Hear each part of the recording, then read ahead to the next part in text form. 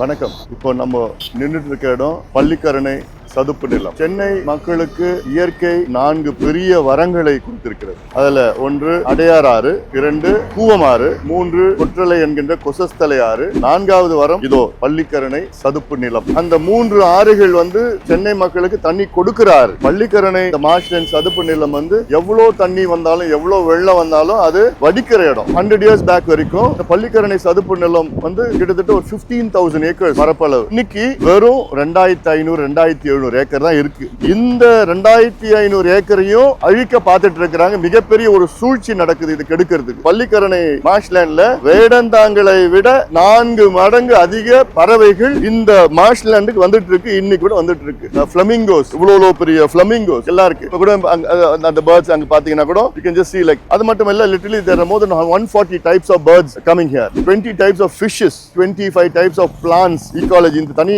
ecology சிறப்பு இதுக்கு. இந்த பள்ளிக்கரணை மார்ஷ்லேண்ட்ல குப்பையை கொட்டிட்டு இருக்கிறாங்க. காலகாலமா கொட்டிட்டு இருக்கிறாங்க. 5000 டன் குப்பையை ஒரு நாளைக்கு கொட்டிட்டு இருக்கிறாங்க. raw sewage, lakhs and lakhs of liters a day. இந்த பள்ளிக்கரணை சதுப்பு நிலத்துல தான் இதுல கொட்டுறாங்க. சுத்தி பக்கத்துல கிரவுண்ட் வாட்டர் டெஸ்ட் பண்ணீங்கன்னா mercury, cadmium, chromium என்னென்ன கெடுதலோ மனுஷனுக்கு அதனையும் இந்த தண்ணியில இருக்கும். இந்த பள்ளிக்கரணை மார்ஷ்லேண்டோட பியூட்டி என்னன்னா, சென்னையிலயும் சரி, சென்னை பெரிஃபரியிலயும் சரி, லைக் தாம்பரம், பல்லாவரம், குரோம்பேட்டை, இன்னும் சவுத், எவ்வளவு வெள்ளம் எவ்வளவு தண்ணி வந்தாலும் அவ்வளவும் இங்கதான் ட்ரெயின் ஆகும். It drains nearly 250 square kilometers of land around Chennai and periphery எல்லாம். இந்த பள்ளிக்கரணை சதுப்பு நிலம் ராம்சார் கன்வென்ஷன்ல நமக்கு அங்கீகரிக்கப்பட்டது. ராம்சார் கன்வென்ஷன்னா 1971ல ஈரான்ல ராம்சார் ஒரு இடத்துல a group of countries got together and said that நம்ம உலகத்தில் உள்ள அத்தனை வெட்லண்ட்ஸும் சேவ் பண்ணணும். அந்த வகையில் இந்தியாவில் ஒரு 100 இடம் ராம்சார் அங்கீகரிக்கப்பட்ட பகுதிகளாக பாதுகாக்கப்பட்ட பகுதிகள். அதுல ஒண்ணு பள்ளிக்கரணை மிக முக்கியமானது. கையெழுத்து போட்டிருக்கு இந்தியா.